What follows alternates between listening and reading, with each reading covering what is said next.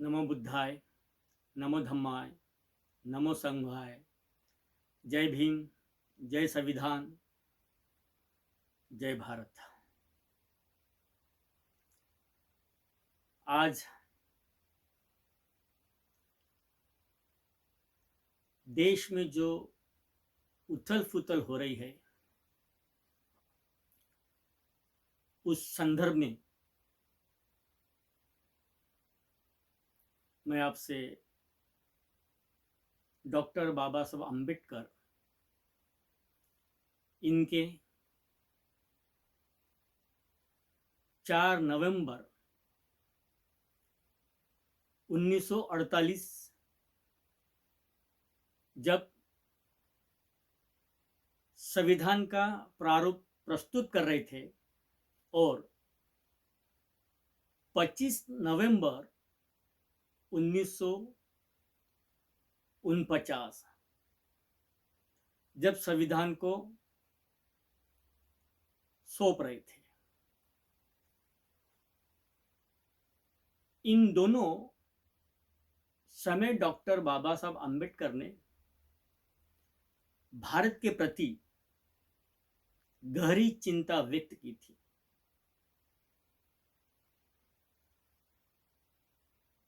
आज हम उस मोड़ पे हैं। आने वाले समय में संविधान को 75 वर्ष पूरे हो गए और बाबा साहब ने ये चिंताएं 75 वर्ष पहले भारत के प्रति अपनी चिंताएं व्यक्त की थी। जब डॉक्टर बाबा साहब अम्बेडकर इनका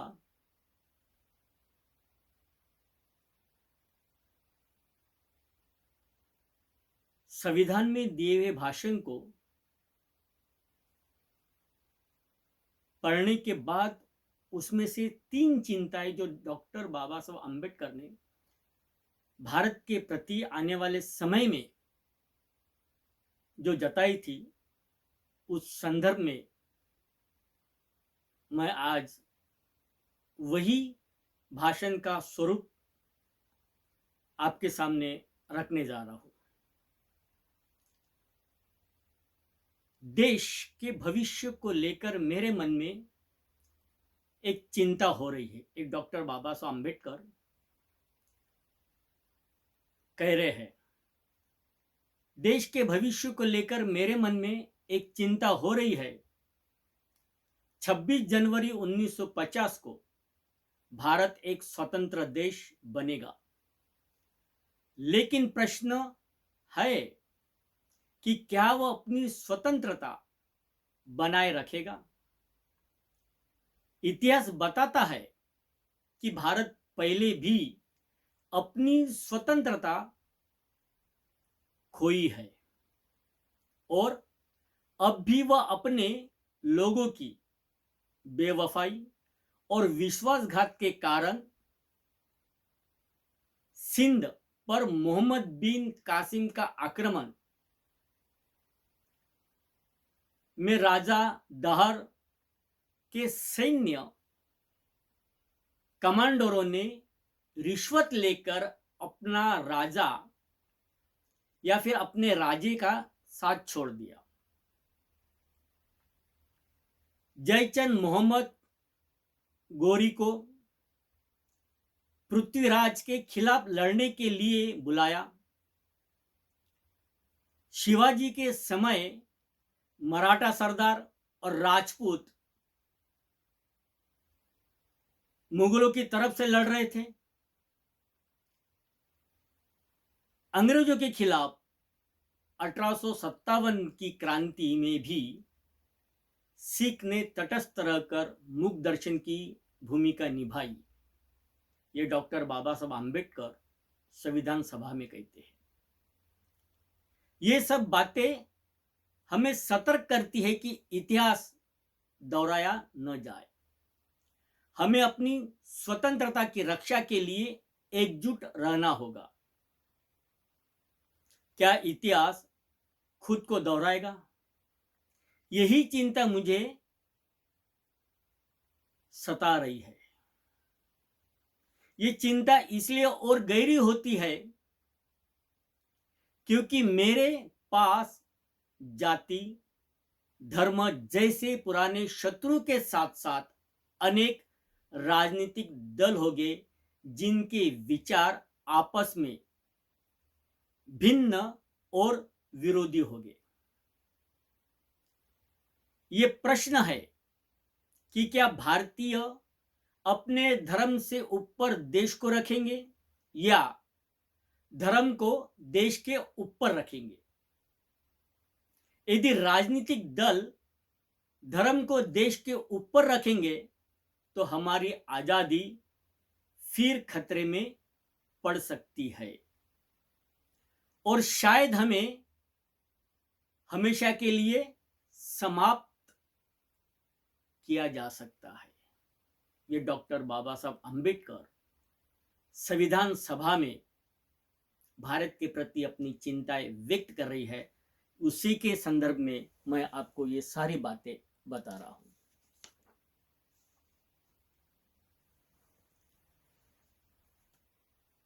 इस खतरे से पूरी दृढ़ता से बचना होगा और अपने खून की आखिरी बूंद तक स्वतंत्रता की रक्षा के लिए संकल्पित रहना चाहिए।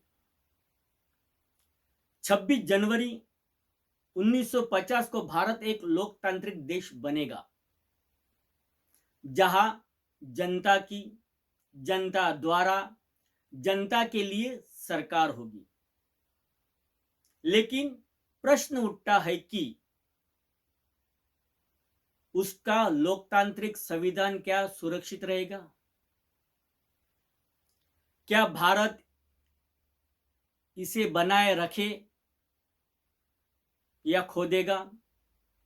यह विचार मुझे उतनी ही चिंता देता है जितनी कि हमारी स्वतंत्रता का भविष्य का सवाल। भारत को लोकतंत्र, संसदीय प्रक्रिया का ज्ञान प्राचीन काल से था, ये डॉक्टर बाबा साहब आम्बेडकर कह रहे हैं। एक समय था जब भारत में गणतंत्र मौजूद था और जहां राजतंत्र थे वे या तो निर्वाचित थे या सीमित, कभी निरंकुश नहीं। बौद्ध भिक्षु संघ का अध्ययन यह दर्शाता है कि संघ संसदों के समाव थे, संसदीय प्रक्रिया के सभी आधुनिक नियमों को जानते थे, अपनाते थे। इनमें बैठने की व्यवस्था, प्रस्ताव, संकल्प, कोरम, व्हीप, मतगणना, मतपत्र द्वारा मतदान, निंदा प्रस्ताव की न्यायिक निर्णय जैसी नियम शामिल थे। हालांकि ये नियम बुद्ध द्वारा संघ की बैठकों में लागू किए गए, लेकिन उनके समय देश एक प्रचलित राजनीतिक सभाओं के नियमों से प्रेरित था। डॉक्टर बाबा साहब आम्बेडकर संविधान सभा में ये संदर्भ दे रहे कि बुद्ध के समय ये देश किस तरह से गणतंत्र देश था। भारत ये लोकतांत्रिक व्यवस्था खो दी है। क्या वह इसे दूसरी बार भी खो देगा? मुझे नहीं पता, लेकिन भारत जैसे देशों में यह बहुत संभव है जहां लोकतंत्र को लंबे समय से अप्रचलित होने के बाद कुछ नया माना जाना चाहिए। वहां लोकतंत्र के तानाशाही में बदलने का खतरा है, ये बहुत संभव है। ये नवजात लोकतंत्र अपना स्वरूप बनाए रखे, बाबा साहब इसे नवजात लोकतंत्र कह रहे हैं। लेकिन वास्तव में तानाशाही को जगह ना दे। यदि भारी बहुमत मिलता है तो दूसरी संभावना वास्तविकता में बदल जाने का खतरा बहुत अधिक है। ये बाबा साहब संविधान सभा में कह रहे हैं। और इसमें उन्होंने स्पष्ट रूप से कहा, यदि भारी बहुमत मिलता है तो वास्तविकता बदल जाने का खतरा बहुत अधिक है। और आज संवैधानिक वास्तविकता को बदला जा रहा है। आगे बढ़ते हैं। हमें लोकतंत्र केवल दिखावे के लिए नहीं बल्कि वास्तविक में बनाए रखना है। तो हमें सबसे पहले अपने सामाजिक और आर्थिक उद्देश्यों को संवैधानिक तरीकों से प्राप्त करने और लागू करने के लिए जोर देना होगा।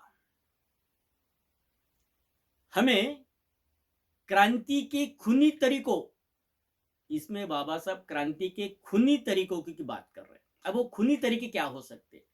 सविनय, अविज्ञान, असहयोग और सत्याग्रह को त्यागना होगा।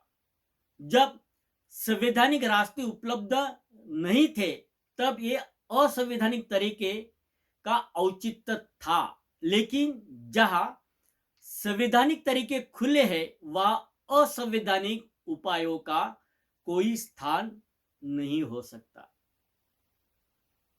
ये तरीके केवल अराजकता को बढ़ावा देते हैं और इन्हें जितनी जल्दी छोड़ दिया जाए उतना ही देश के लिए बेहतर होगा। ये डॉक्टर बाबा साहब आम्बेडकर कह रहे हैं। बाबा साहब की दूसरी चिंता है। बाबा साहब दूसरी बात जो हमें करनी चाहिए वो ये है जॉन स्टुअर्ट मिल की उस चेतावनी को हमें याद रखना होगा। यह हमें समझना होगा जिसमें जॉन स्टुअर्ट ने कहा कि अपनी स्वतंत्रता को किसी महान व्यक्ति के चरणों में ना रखे और नहीं उसे उतनी शक्ति सौंपे कि वो संस्थानों का कार्य नष्ट कर सके। महान व्यक्ति की सेवा के प्रति कृतज्ञता होना उचित है। कृतज्ञता की भी सीमाएं है। जैसे कि और एक उदाहरण डॉक्टर बाबा साहब आम्बेडकर ने दिया, डेनियल ओ कॉनेल का। डेनियल ओ कॉनेल ने कहा, कोई भी व्यक्ति अपने समान, कोई भी महिला अपनी पवित्रता और कोई भी राष्ट्र अपनी स्वतंत्रता की कीमत पर कृतज्ञता नहीं हो सकता। भारत में भक्ति या नायक पूजा राजनीति में बड़ी भूमिका निभाती है, जो देश की तुलना में अधिक प्रबल है। धर्म में भक्ति आत्मा का मुक्ति का मार्ग हो सकती है, लेकिन राजनीति में ये पतन और तानाशाही का कारण बनता है। इस उदाहरण से जो आज देश में हिंदू राष्ट्र हिंदू राष्ट्र हिंदू राष्ट्र की बात हो रही, उसके लिए आज इस उदाहरण की हमें ज्ञान करने की जरूरत है। और तीसरी बात डॉक्टर बाबा साहब आम्बेडकर ने जो चिंता जताई वो भी उतनी ही महत्वपूर्ण है। तीसरी बात जो हमें करनी चाहिए वह यह है, केवल राजनीतिक लोकतंत्र से संतुष्ट ना हो, बल्कि इसे सामाजिक लोकतंत्र बनाना। राजनीतिक लोकतंत्र तभी टिकेगा जब उसका आधार सामाजिक लोकतंत्र होगा। सामाजिक लोकतंत्र का अर्थ क्या है? एक ऐसी जीवन शैली जो स्वतंत्रता, समता, बंधुत्व को जीवन के सिद्धांत के रूप में मान्यता दे। ये सिद्धांत एक दूसरे से जुड़े रहे। स्वतंत्रता को समानता और बंधुत्व से अलग नहीं किया जा सकता।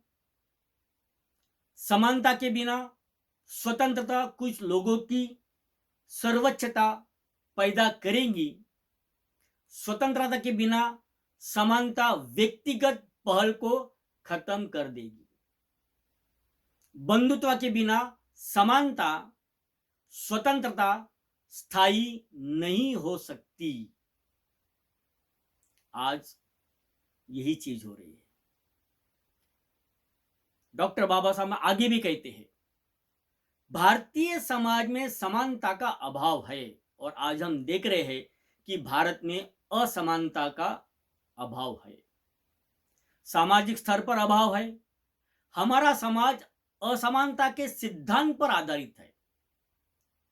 आर्थिक स्तर पर कुछ के पास अपार धन है, जबकि बहुसंख्य गरीबी में है।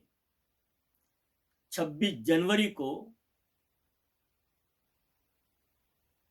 1950 को हम विरोधाभास के जीवन में प्रवेश करेंगे।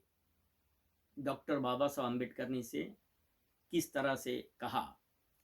26 जनवरी को हम विरोधाभासों के जीवन में प्रवेश करेंगे। राजनीति में समानता होगी, लेकिन सामाजिक और आर्थिक जीवन में असमानता बनेगी। और आज वही स्थिति है। कुछ मुट्ठीभर लोगों के हाथ में आर्थिक धन इतना ज्यादा है कि आज भारत के 80% बहुसंख्यक लोग गरीबी के नीचे अपना जीवन व्यतीत कर रहे हैं। हम कब तक इस विरोधाभास को सहन करेंगे? यदि हमने इसे लंबे समय तक जारी रखा तो हमारे राजनीतिक लोकतंत्र को खतरे में डालेगा। आज हमारा राजनीतिक लोकतंत्र वाकई में खतरे में है, क्योंकि आर्थिकवादी लोगों ने राजनीतिक लोकतंत्र पर अपना कब्जा बनाए रखा है। इस विरोधाभास को जल्द दूर करना होगा, अन्यथा असमानता से पीड़ित लोग उस राजनीतिक लोकतंत्रों को नष्ट कर देंगे जिसे हमने मेहनत से बनाया है। आज की राजनीतिक व्यवस्था में डॉक्टर बाबा साहब आम्बेडकर ने जो चिंताएं आने वाले भविष्य में आज से 75 वर्ष वो चिंताएं संविधान में रखी, वो आज सटीक होती नजर आ रही है।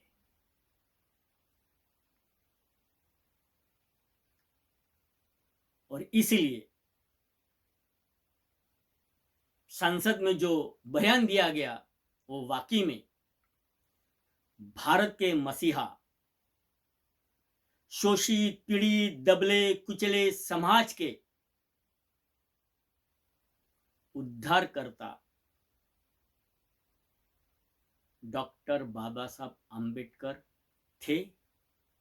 संविधान के माध्यम से रहेंगे। और कोई एक नेता अगर ये कह दे कि बाबा साहब बाबा साहब बाबा साहब बाबा साहब, इतना ही अगर आपने किसी भगवान का नाम लिया होता तो स्वर्ग में चले गए होते। आपकी सोच आपकी जगह। मगर अगर हम उस समय को अगर याद करें तो उस समय भारत का कोई भी भगवान इस धरती पर नहीं उतरा। उनकी गुलामी की बेड़ियां तोड़ने के लिए, उन्हें शिक्षा का अधिकार देने के लिए, उन्हें समानता का अधिकार देने के लिए, महिलाओं को शिक्षित करने के लिए अगर उस समय भारत के बहुजनों का अगर किसी ने उद्धार किया तो वो सिर्फ और सिर्फ डॉक्टर बाबा साहब आम्बेडकर ने किया। और इसीलिए आप चाहे कुछ भी कर लो, मगर जिस तरह से डॉक्टर बाबा साहब आम्बेडकर अंतिम में कहते हैं कि इस विरोधाभास को जल्द दूर करना होगा, अन्यथा असमानता से पीड़ित लोग उस राजनीतिक लोकतंत्र को नष्ट कर देंगे। कहीं ऐसा ना हो, आप जिस सत्ता पर बैठे हैं, लोग इसके विरोध में अगर खड़े हो गए तो आपका ये राजनीतिक तंत्र नष्ट होने में समय नहीं लगेगा। ये बाबा साहब की चिंता है।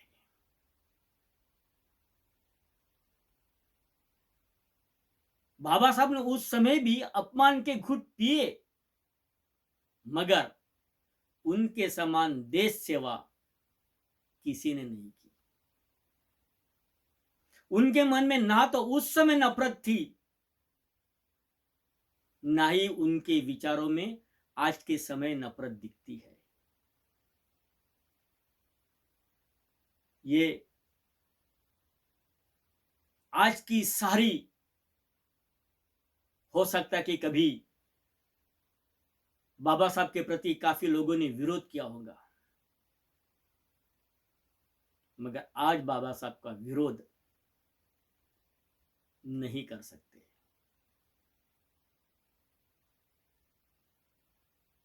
बाबा साहब के प्रति एक गलत या फिर बाबा साहब के प्रति एक गलत जवाबदेही आपको औंधे मुंह गिरा सकती है, क्योंकि बाबा साहब का योगदान, बाबा साहब की कुर्बानी, शाहिदी कोई और कर सकता है। शाहिदी 75 वर्ष में तो उनके समान कुर्बानी, उनके समान देश प्रेम, उनके समान भारत के तमाम शोषित पीड़ित लोगों के लिए समानता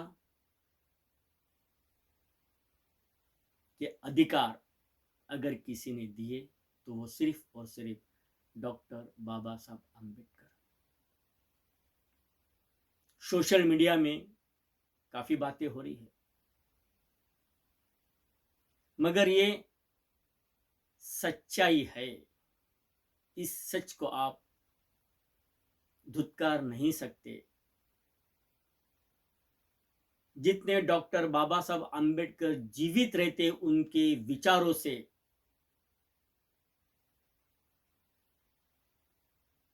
उनकी विद्वता से, उनके ज्ञान से लोगों में शांति या फिर लोगों में उनके विद्वता के आगे बोलने की हिम्मत नहीं होती थी। आज उतने ही डॉक्टर बाबा साहब आम्बेडकर ना होकर उनके विचारों ने पूरे भारत के आज 100 करोड़ जनता के दिलो दिमाग में समानता, स्वतंत्रता, बंधुत्व के अधिकार से बाबा साहब और ज़्यादा वैचारिक संवैधानिक क्रांति की ओर बढ़ते हैं और उनकी वैचारिक और संवैधानिक क्रांति को जीवित रखना है तो आज हमें धर्म के परे, मजहब के परे सोचना पड़ेगा। देश है तो धर्म है, देश है तो मजहब है, देश है तो राजनीति है। ऐसी ना हो कि ये कल आने वाले समय में हमारे लिए बहुत बड़ा खतरा पैदा हो जाए। यही चिंता डॉक्टर बाबा साहब अम्बेडकर ने संविधान सभा में संविधान की प्रारूप प्रस्तावना के समय अपने विचार रखे और जब संविधान बाबा साहब ने भारत को सौंपा तब अपने विचार रखे। और ये दोनों भाषण में बाबा साहब ने भारत के प्रति ये चिंताएं जताई थी और आज वही चिंताएं हमें देखने को मिल रही है। तो हमें वाकई में संवैधानिक तौर से ही इस देश की स्वतंत्रता, अखंडता बनाए रख सकते हैं, किसी एक धर्म, जाति, पंथ के माध्यम से नहीं। नमो बुद्धाय, नमो धम्माय, नमो संघाय, साधु साधु साधु। जय भीम, जय संविधान, जय डॉक्टर